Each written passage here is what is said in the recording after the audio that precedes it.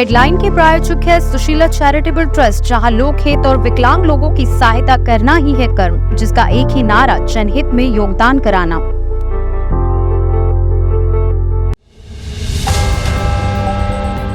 BJP की पहली list में कई है ट्विस्ट, किसका टिकट कटेगा और कौन कहां से लड़ेगा। यूपी में 3 मार्च तक योगी आदित्यनाथ कैबिनेट का विस्तार हो सकता है। मोदी है तो मुमकिन है, औरंगाबाद, सासाराम और बेगूसराय में एनडीए के जीत की हैट्रिक फिक्स करने बिहार आ रहे हैं प्रधानमंत्री। शरद पवार ने सीएम शिंदे फडणवीस को लंच पर बुलाया, क्या हार का डर, क्यों गरमाई बारामती की राजनीति। दुबई बनाएगा दुनिया का सबसे बड़ा एयरपोर्ट, 12 करोड़ यात्रियों की होगी क्षमता, रेगिस्तान में बनेगा भविष्य का शहर। लोकसभा चुनाव में इस बार 400 पार का नारा देने वाली बीजेपी के उम्मीदवारों की पहली लिस्ट कभी भी आ सकती है।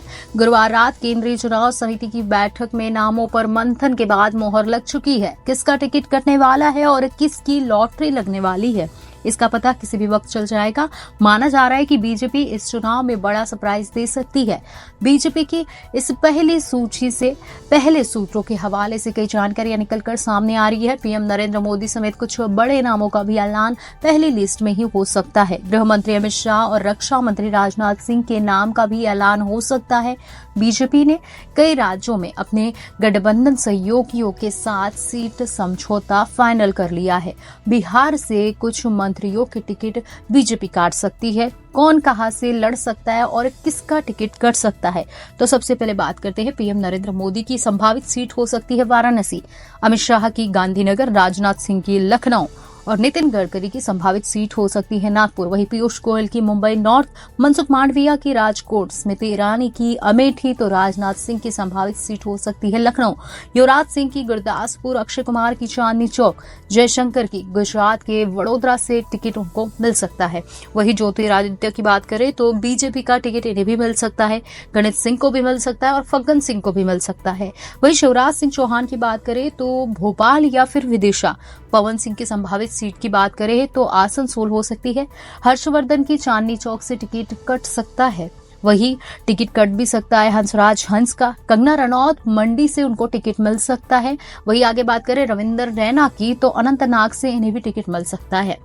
अब रीता बहुगुणा जोशी है जिनको टिकट नहीं मिल सकता है। कानपुर की बात करें तो यहां से बीजेपी कैंडिडेट बदल सकती है। गोंडा की हम बात करें तो बृजभूषण शरण सिंह की जगह बेटी को मिल सकती है टिकट। दक्षिण दिल्ली की बात करें तो वहां पर है रमेश बिधूड़ी। पश्चिम दिल्ली की बात करें तो प्रवेश वर्मा और उत्तर पूर्व दिल्ली की बात करें तो मनोज तिवारी को संभावित सीट मिल सकती है। अब बात करते हैं किस सीट से किसकी है चर्चा। बीजेपी का राज्यों का क्या है ब्रेकअप। बिजनौर और बागपत की बात करें तो सूत्रों से पता चलता है कि बीजेपी सहयोगी आरएलडी को ये सीट दे सकती है। असम की बात करें तो बीजेपी 11, असम गण परिषद 2 यानी Barpeta Dhubri, united people's party liberal 1। वहीं दिल्ली से बात करें तो सूत्रों से पता लग रहा है कि दिल्ली में बीजेपी 4 नए कैंडिडेट उतार सकती है।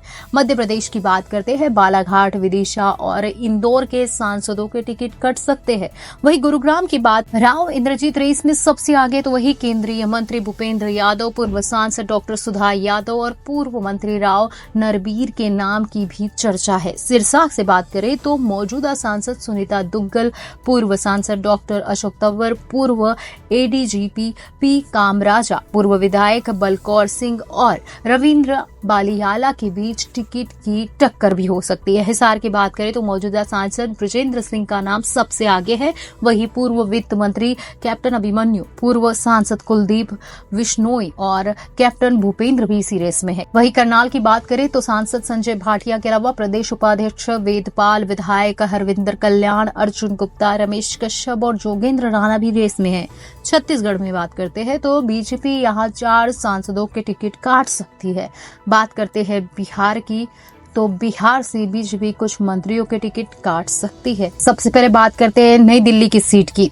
यहाँ पर बीजेपी की संभावित है वीरेंद्र सचदेवा, मीनाक्षी लेखी, बांसुरी स्वराज, योगिता सिंह और आदेश गुप्ता। वही आपके कैंडिडेट की बात करें तो सोमनाथ भारती, और वही दक्षिण दिल्ली की बात करते तो बीजेपी संभावित हो सकते हैं रामवीर सिंह, विधूड़ी ब्रह्मा सिंह तंवर। वही आपकी कैंडिडेट्स है सहीराम पहलवान। वही आगे बात करते हैं चांदनी चौक की, तो बीजेपी के संभावित है हर्षवर्धन विष्णु, मित्तल विजेंद्र गुप्ता, अक्षय कुमार।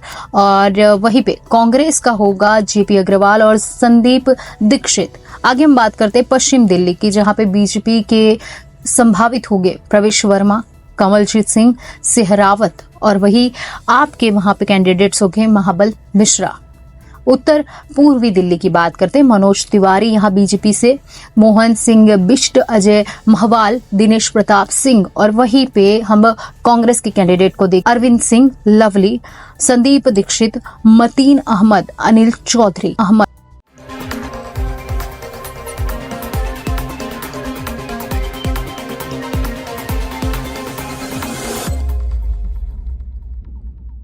लोकसभा चुनाव 2024 की तारीखों का ऐलान होना अभी बाकी है। इससे पहले सभी राजनीतिक दल अपनी तैयारियों को अंतिम रूप देने में जुट गए हैं। इसी क्रम में सत्ताधारी दल बीजेपी की गुरुवार देर रात को दिल्ली में केंद्रीय चुनाव कमेटी की बेहद महत्वपूर्ण बैठक भी हुई। इसमें पीएम मोदी, गृह मंत्री अमित शाह, सीएम योगी समेत कई बीजेपी के लीडर शामिल हुए थे। दिल्ली से लौटने के बाद सीएम योगी ने शुक्रवार सुबह राज्यपाल आनंदीबेन पटेल से मुलाकात भी की। इसके बाद से ही योगी कैबिनेट विस्तार की चर्चाओं ने तुल पकड़ लिया है। ओपी राजभर, दारा सिंह चौहान और रामपुर बीजेपी विधायक आकाश सक्सेना को मंत्री बनाने की चर्चा चल रही है।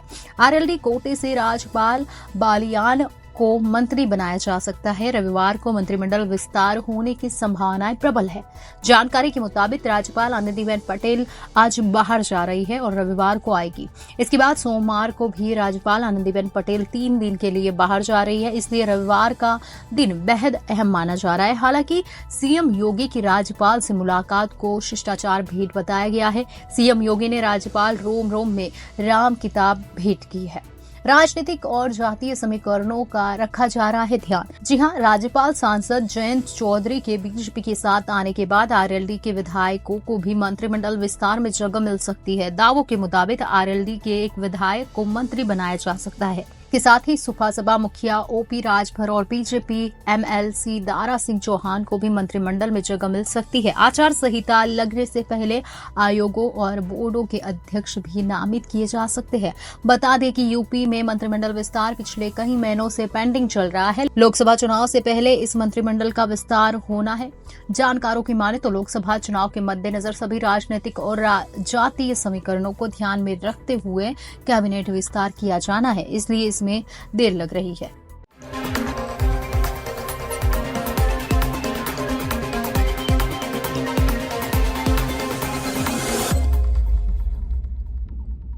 चुनावी आचार संहिता लागू होने के पहले प्रधानमंत्री नरेंद्र मोदी सरकारी खजाना खोलने बिहार आ रहे हैं। ऐसे में उत्तर भारत में सांसदों की संख्या के हिसाब से उत्तर प्रदेश के बाद बिहार सांसदों के मामले में दूसरे स्थान पर है। 2019 में बिहार ने 40 लोकसभा में से 39 एनडीए के नाम किया। लोकसभा के इस चुनावी आगाज का महत्व ये है कि बिहार को तोहफे में 2 लाख करोड़ परियोजनाओं की सौगात लेकर नरेंद्र मोदी बिहार की धरती पर हुंकार भरेंगे।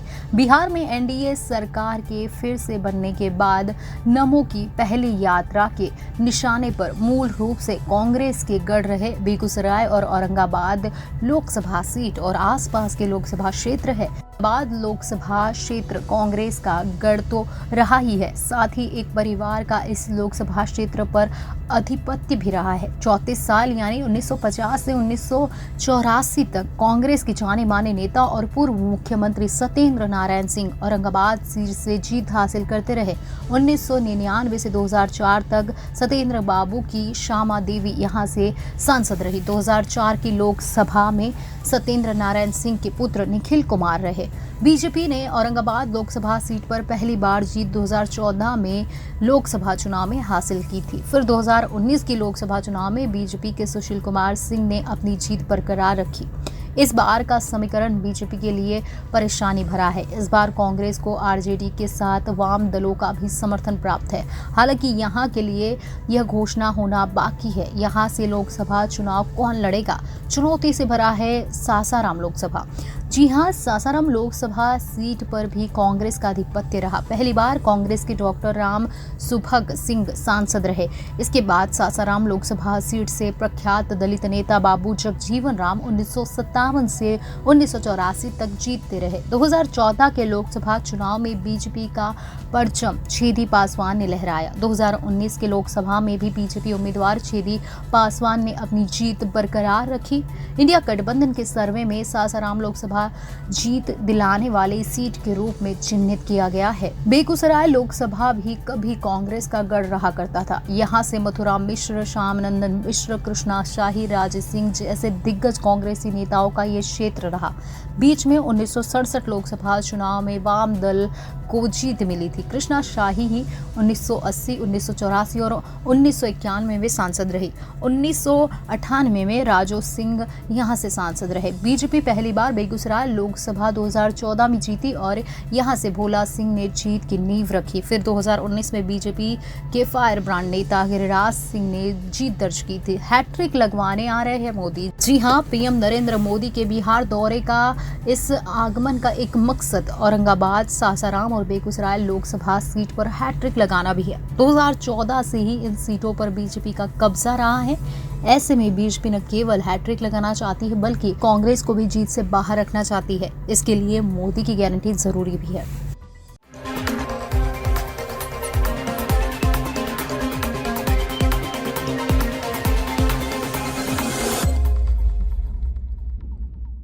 2024 लोकसभा चुनाव से पहले राष्ट्रवादी कांग्रेस पार्टी के प्रमुख शरद पवार की सियासी गुगली से राज्य की राजनीति गर्मा गई है। अपने गढ़ बारामती की होम पेज पर शरद पवार ने ऐसा दाव चला है कि अब सभी की नजरें उनके भतीजे और राज्य के डिप्टी सीएम अजित पवार पर टिकी है। राजनीतिक हलकों में चर्चा हो रही है कि चाचा की गुगली को अजित पवार खेलेंगे या फिर छोड़ देंगे। बारामती में सरकार की तरफ से नमो जॉब फेयर का आयोजन हो रहा है। ये कार्यक्रम 2 और 3 मार्च को है। इस कार्यक्रम का आयोजन विद्या प्रतिष्ठान में होना है।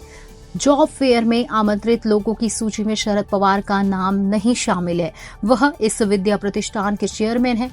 इस सब के बीच पवार ने मुख्यमंत्री बनने के बाद पहली बार बारामती पहुंच रहे एकनाथ शिंदे के साथ जॉब फेयर के अतिथि डिप्टी सीएम देवेंद्र फडणवीस और अजित पवार को आमंत्रित कर दिया है। पवार ने मुख्यमंत्री एकनाथ शिंदे से फोन पर बात करने के बाद अपने निवास गोविंद बाग में खाने पर बुलाया है। शिंदे फडणवीस का तय है आना। जी हां, शरद पवार की तरफ से फेंकी गई इस गुगली के बाद रणनीति शरद पवार की तरफ से फेंकी गई इस गुगली के बाद राजनीति गर्मा गई है। पवार के बुलावे से मुख्यमंत्री एकनाथ शिंदे और डिप्टी सीएम देवेंद्र फडणवीस के पहुंचने की उम्मीद की जा रही है, लेकिन अजित पवार को लेकर अटकलें लग रही है कि क्या करेंगे। वो अपने चाचा के घर जाएंगे या फिर गैर हाजिर रहकर दूरी रखेंगे। एक तरफ पवार के इस दाव पर राजनीति गर्म है तो वहीं दूसरी तरफ बारामती में सांसद सुप्रिया सुले ने नमो जॉब फेयर में शरद पवार को नहीं बुलाने पर निशाना साधा है। सुले ने कहा कि जॉब फेयर के कार्यक्रम में बारामती के सांसद का भी नाम नहीं है। जब राज्यसभा में अपना कार्यकाल पूरा कर चुकी वंदना चौहान का नाम शामिल है तो बारामती में नमो जॉब फेयर के आयोजन से पहले राजनीति गर्म है। पिछले बार भतीजे अजित पवार ने अपने चाचा के साथ विद्या प्रतिष्ठान के कार्यक्रम में ही मंच साझा किया था। फैमिली फाइट से पहले फेंकी गुगली। जी हां, राष्ट्रवादी कांग्रेस पार्टी के प्रमुख बने अजित पवार ने बारामती के पिछले दौरे में सुप्रिया सुले पर निशाना साधा था और कहा था कि सिर्फ भाषण देने और बेस्ट सांसद का अवार्ड लेने से कुछ नहीं होता है। उन्होंने कहा था कि अगली बार ऐसा सांसद होगा जो आपके लिए काम करेगा। इसके बाद चर्चा है कि अजित पवार राष्ट्रवादी कांग्रेस पार्टी से अपनी पत्नी सुनेत्रा पवार को उतार सकते हैं। ऐसे में शरद पवार को 4 बार चुनने वाले इस सीट पर जहां एक मुकाबला ननद और भौजाई के बीच होगा तो दूसरा मुकाबला चाचा और भतीजे के बीच होगा। लेकिन अजित पवार के फैमिली फाइट की तैयारी से पहले अब शरद पवार ने गुगली फेंक दी है। अब ये देखना होगा कि अजित पवार इस गुगली का सामना करते हैं या फिर नहीं करते।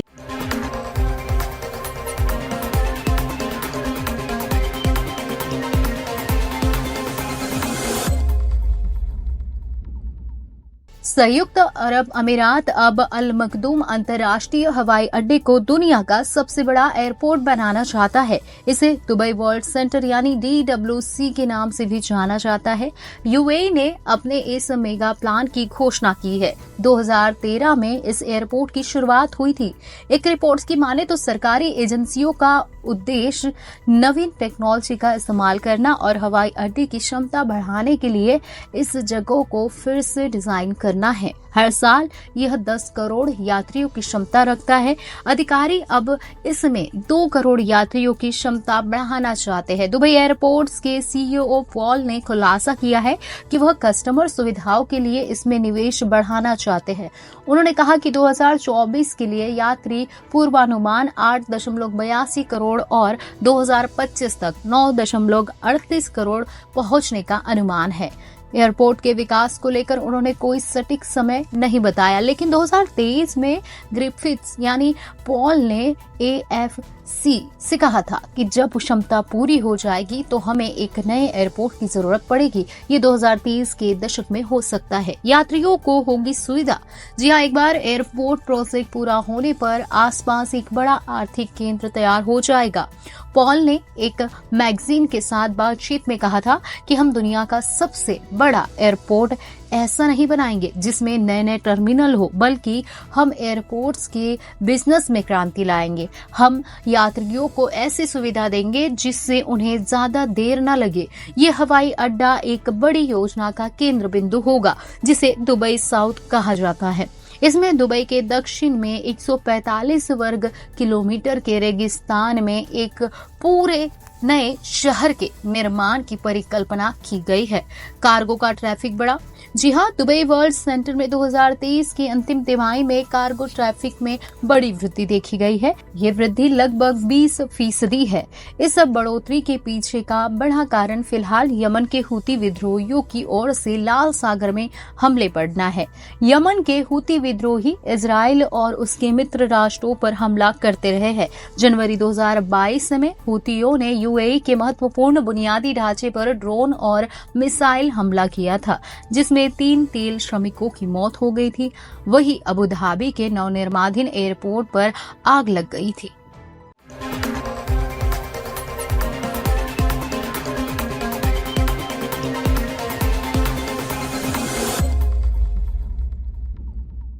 अनंत और राधिका की प्री वेडिंग का उत्सव आज से शुरू। जामनगर में लगा दुनिया भर के सेलिब्रिटीज का जमावड़ा। जी हाँ, गुजरात का जामनगर इन दिनों दुनिया भर के नक्शे में दिखाई दे रहा है, क्योंकि जामनगर में देश के सबसे बड़े व्यापारिक घराने अंबानी के चश्मोचिराग अनंत अंबानी और राधिका मर्चेंट की प्री वेडिंग सेरेमनी आज से शुरू हो गई है और इसके लिए दुनिया भर से जानी मानी हस्तियों का यहाँ मेला लगा हुआ है। बॉलीवुड हस्तियों की बात करें तो अमिताभ बच्चन, अभिषेक बच्चन, ऐश्वर्या राय, सलमान खान, शाहरुख खान, अर्जुन कपूर, रणवीर सिंह, रणधीर कपूर, आलिया भट्ट, दीपिका पादुकोण, रानी मुखर्जी और ओरी जैसे कई सितारे यहाँ पहुँच चुके हैं। वहीं इंटरनेशनल पॉप आइकन रिहाना के अलावा अरिजीत सिंह और दिलजीत आज की शाम रंगीन बनाएंगे।